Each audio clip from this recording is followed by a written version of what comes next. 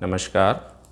आज मैं आपके समक्ष YouTube पर एक जो वीडियो ला रहा हूँ, ये एक क्लेम स्टोरी है और इसमें मैं बताऊँगा एक इंश्योर्ड ने कैसे एक लंबी लड़ाई लड़ के अपना वाजिब बीमा क्लेम हक लिया और इसमें काफ़ी लंबा समय लगा। तो इसको शुरू करते हैं। ये उड़ीसा स्टेट में एक डिस्ट्रिक्ट है बरगढ़, जो संबलपुर संभाग के पास है और यहाँ के रहने वाले मिस्टर गणेश डुंडू इमानी, ये इंश्योर्ड का नाम है। और इन्होंने मार्च 2022 में एक नई गाड़ी किया क्रेंस खरीदी। लगभग 13-14 लाख के करीब की, इन्होंने 14 लाख के आसपास इनको वो गाड़ी पड़ी थी। इसके लिए ये गाड़ी इन्होंने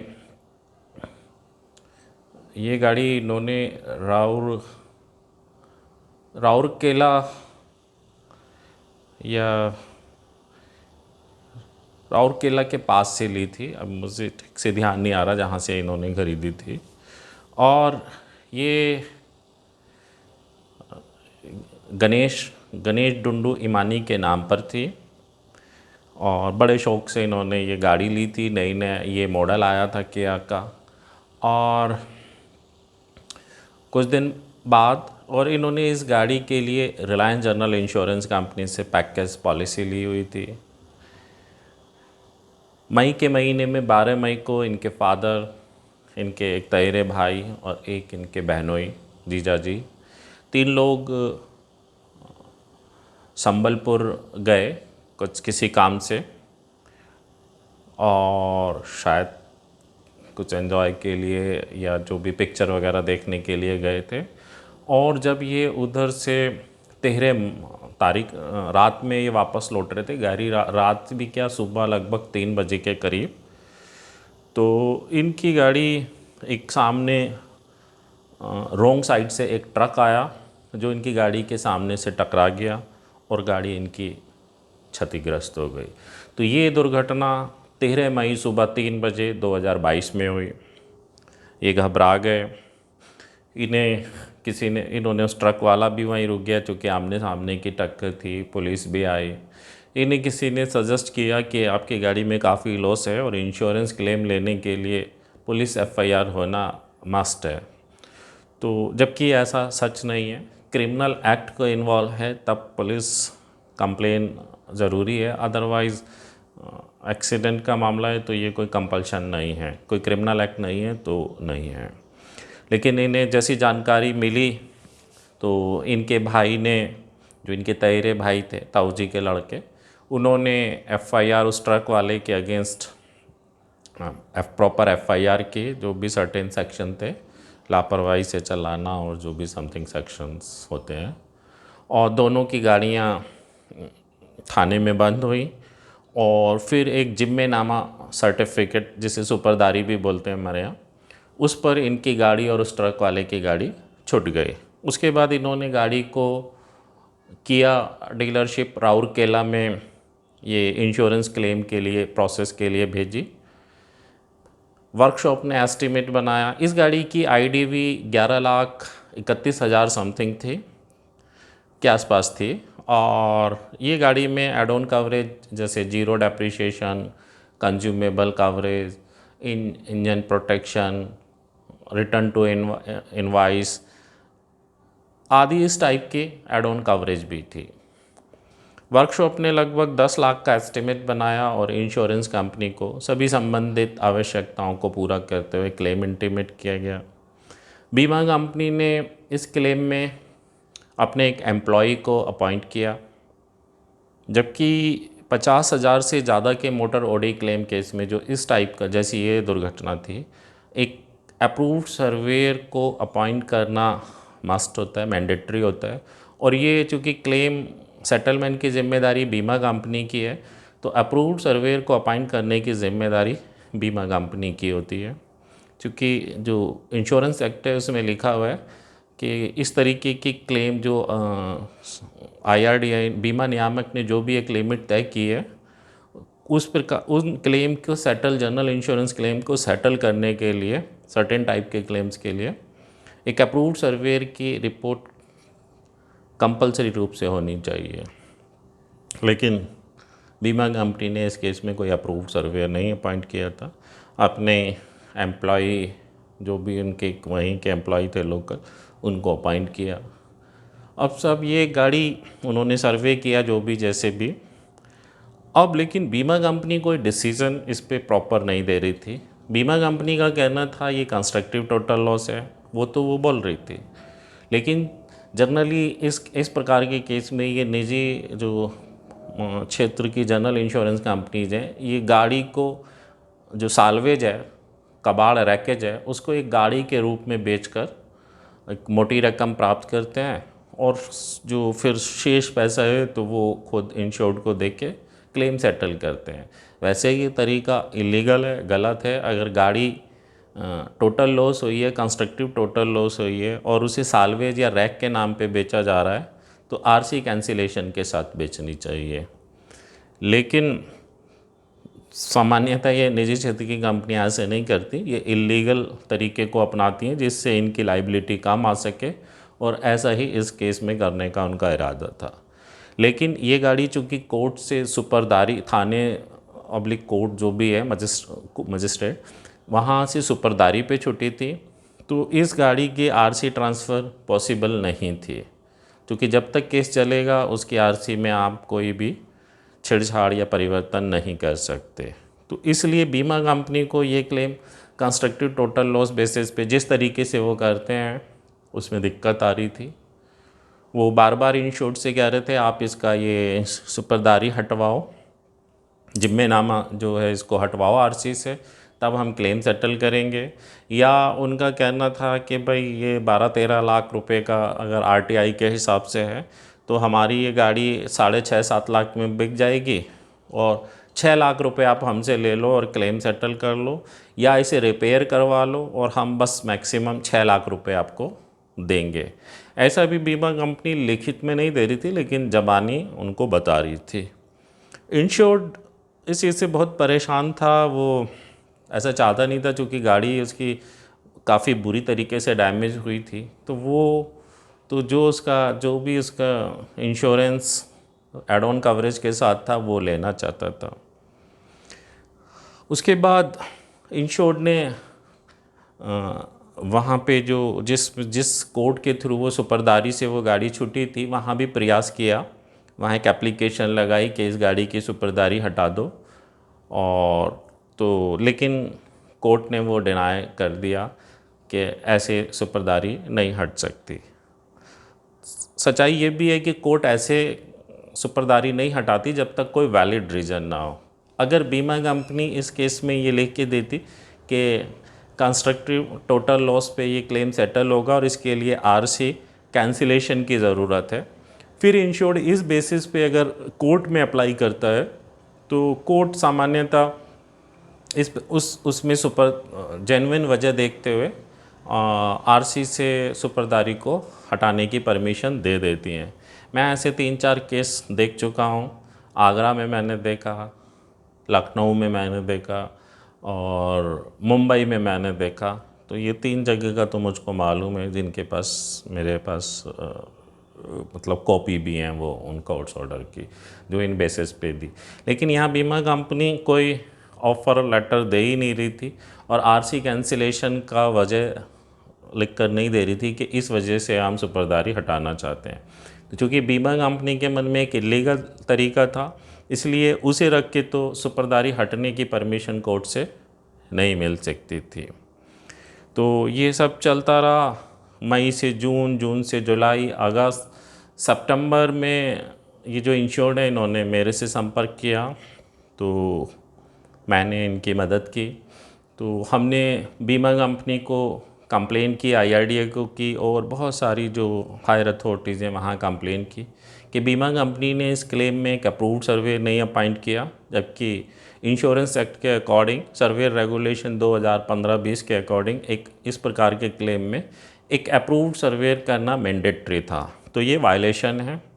दूसरा, बीमा कंपनी कह रही है कंस्ट्रक्टिव टोटल लॉस है, एडमिट कर रही है, तो वो कोई ऑफ़र लेटर नहीं दे रही है। और नंबर 3, वो कोई भी डिसीजन इन राइटिंग नहीं दे रही है।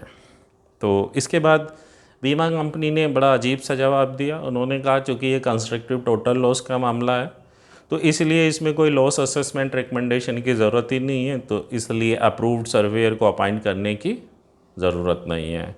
दूसरा, उन्होंने कहा जो हमारा ये एम्प्लॉई है ये पूरा क्वालिफाइड है इस काम के लिए जितना कि अप्रूव्ड सर्वेयर होते हैं। तो बीमा कंपनी के ये दोनों कहने बहुत ही गलत थे, गैर तार्किक थे। अप्रूव्ड सर्वेयर एक IRDAI से बीमा कानून के अंतर्गत लाइसेंस प्राप्त व्यक्ति होता है जो एलिजिबल होता है। अप्रूव्ड सर्वेयर का काम कोई और नहीं कर सकता जब तक कि उस पर लाइसेंस ना हो और वो एलिजिबल कैटेगरी का उसके पास लाइसेंस ना हो। तो यहाँ बीमा कंपनी गलत कह रही थी। और दूसरा, वो अपने उसको सर्वेयर के बराबर कह रही थी, तो वो बिल्कुल गलत कह रही थी। ऐसे नहीं होता जब तक आप पे लाइसेंस नहीं है, वरना तो फिर लाइसेंस की वैल्यू क्या है और इंश्योरेंस एक्ट की वैल्यू क्या है। तो बीमा कंपनी अपनी गलत का बचाव करने के लिए गलत तरीके से पेश आ रही थी और क्लेम बस। और बीमा कंपनी तीसरी चीज़ लिख रही थी कि इससे जिम्मेनामा जो है वो हटवाइए।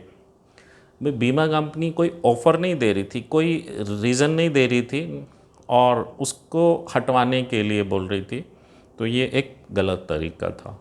इस तरीके से कंप्लेन चलती रही, ईमेल कंप्लेन वाली एक्सचेंज होती रही, इधर से उधर से, कुछ नहीं हुआ। सितंबर बीता, फिर अक्टूबर बीता।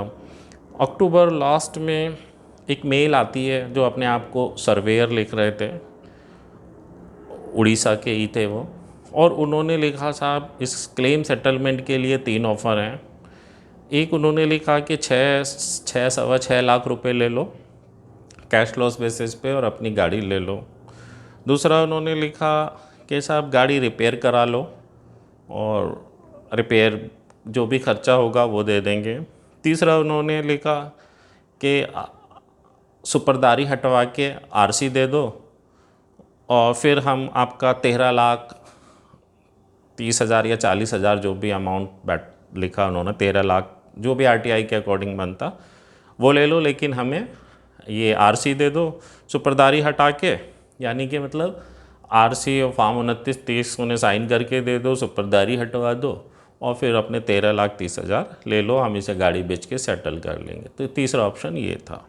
तो ये सब ऑप्शन दिए एक अप्रूव्ड सर्वेयर जो अपने आप को लिख रहे थे, जबकि आज से पहले बीमा कंपनी ने कभी बताया ही नहीं था कि उन्होंने किसी अप्रूव्ड सर्वेयर को अपॉइंट किया है। सच ये था, पता चला कि उन्होंने ना तो सर्वे किया है, ना एक अप्रूव्ड सर्वेयर क्लेम सेटलमेंट के लिए ऑफ़र दे सकता, क्योंकि उसने बीमा ही नहीं किया, वो एक थर्ड पार्टी है। क्लेम सेटलमेंट ऑफ़र लेटर देने का काम सिर्फ़ और सिर्फ बीमा कंपनी कर सकती है। तो ये जो सर्वेयर अपने आप को बता रहे थे, ये बहुत ही गलत तरीके से काम कर रहे थे। बीमा कंपनी ने पता नहीं कैसे इनसे ये ऑफ़र दिलवाया 3 में ना 13 में, और वो आके ऑफ़र देने लगे। फिर उनकी शिकायत की गई।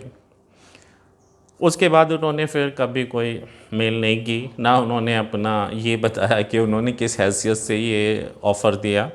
तो वो फिर समझ गए जब इधर से प्रॉपर कंप्लेन हुई कि यहाँ मेरी दाल नहीं गलेगी, तो वो आउट हो गए। उसके बाद हम इंश्योर्ड लगातार बीमा कंपनी से मांग करता रहा, साहब मैं ये सब करा दूंगा, लेकिन आप मुझे ऑफ़र लेटर दो, उसमें लिखो आपको RC की क्यों चाहिए। तो वो वजह से फिर मैं RTO ऑफिस, वो जो भी संबंधित कोर्ट है वहाँ अप्लाई करूँगा और RC से सुपरदारी को, जिम्मेनामा को हटवाऊँगा। लेकिन बीमा कंपनी ने कभी कोई ऑफ़र नहीं दिया, बस वो कि पहले ये ला के दो। तो ये तरीका उनका गलत था। अगर बीमा कंपनी ऑफ़र देती तो लीगल तरीके से कोर्ट से वो जिम्मेनामा हट जाता। उसके बाद फिर बीमा लोकपाल भुवनेश्वर उड़ीसा में इसके लिए कंप्लेन की गई दिसंबर में ऑनलाइन माध्यम से। वहाँ साहब जनवरी बीता, कंप्लेन एक्सचेंज हो रही थी, उनसे रिक्वेस्ट कर रहे थे। फरवरी उसके बाद उन्होंने कुछ और कागज़ हमको भेजा इंश्योर्ड को, फिर वो आवश्यकताएं पूरी की। फिर फाइनली ये जाके उन्होंने अप्रैल के फर्स्ट वीक में सुनवाई की तारीख दी गई। उसमें इंश्योर्ड गया, वहाँ पर इंश्योर्ड गए और उधर से बीमा कंपनी के वकील आए, वहाँ सुनवाई हुई। इस दौरान जो वो केस था वो केस ही ख़त्म हो गया था। वो इंश्योर्ड ने वो केस ही वापस ले लिया था, तो वो केस ही ख़त्म हुआ तो ऑटोमेटिकली सुपरदारी भी हट गई थी। तो वहाँ जाके लोकपाल साहब के साथ वही सब बातें, शिकायत जितनी मेल एक्सचेंज हुई थी वो उनकी कॉपी दी गई और उनसे बताया गया कि बीमा कंपनी इस क्लेम के लिए कोई ऑफ़र नहीं दे रही है। लोकपाल साहब ने हमारा वो पक्ष भी सुना, इंश्योर्ड का, बीमा कंपनी का भी सुना, और फिर बोले कि ठीक है, अगर आरसी कोर्ट केस कैंसिलेशन हो ही गया है, कैंसिल हो गया, तो वो आरसी सुपरदारी हट गई है, वो कॉपी इनको दो और बीमा कंपनी आप इनको प्रॉपर जैसी कॉपी मिल जाए आप प्रॉपर ऑफ़र लेटर दो। और ये काम कोई थर्ड पार्टी या कोई सर्वेयर नहीं करेगा, ये बीमा कंपनी खुद करेगी। उसके बाद वो सब थोड़ी वही वहाँ उड़ीसा में कुछ दिन उस दौरान स्ट्राइक रही। वहाँ के जो ये है नहीं वहाँ, हाँ, न्यायालय से वो मजिस्ट्रेट से वो मिल गया, वो केस कैंसिल हो गया, सुपरदारी हट गई। उसके बाद आरटीओ में बीमा कंपनी को कहा गया साहब हमें वो लेटर दो, हम आरसी कैंसिलेशन के लिए अप्लाई करेंगे। खैर बीमा कंपनी एग्री हो गई फिर आरसी कैंसिलेशन के लिए। फिर आरटीओ ऑफिस में अप्लाई किया गया। आरटीओ ऑफिस में कुछ दिन वहाँ स्ट्राइक रहे, कुछ उड़ीसा में स्ट्राइक थी, और उसके बाद वो आरटीओ ऑफिस से कैंसिलेशन हो गया आरसी का। ये सारे पेपर्स फिर बीमा कंपनी को दिए गए, और ये सब होते होते फिर स्क्रैप वहाँ जहाँ गाड़ी खड़ी थी 25,000 रुपये वहाँ भी देने पड़े। वो इतने लंबे समय से गाड़ी खड़ी थी और वैसे तो वो बहुत ज़्यादा मांग रहे थे, लेकिन नेगोशिएशन करके 25,000 पे वो मान गए। तो फिर उनका गेट पास भी बीमा कंपनी को अवेलेबल कराया गया कि वो साल्वेज उठा सके। तो फिर बीमा कंपनी थोड़ा समय ले रही थी, बार बार मेल की गई। फाइनली 12 जुलाई 2023 को बीमा कंपनी ने जो 13,30,000 समथिंग जो आरटीआई के अकॉर्डिंग बैठना था वो पैसा इंश्योर्ड को दिया। उसका पेमेंट आ गया सारा, और इस गाड़ी पे पहले लोन भी था तो वो इंश्योर्ड ने वो क्लियर करा दिया था खुद ही भर के, तो वो कोई चक्कर पड़ा नहीं। और करीब 1 साल 2 महीने मई 13 मई को एक्सीडेंट हुआ, 13 मई 2022 को और 12-13 की रात को, और 12 जुलाई 2023 को एक बहुत लंबे लड़ाई लड़ने के बाद इंश्योर्ड को आरटीआई के अकॉर्डिंग पैसा मिल गया।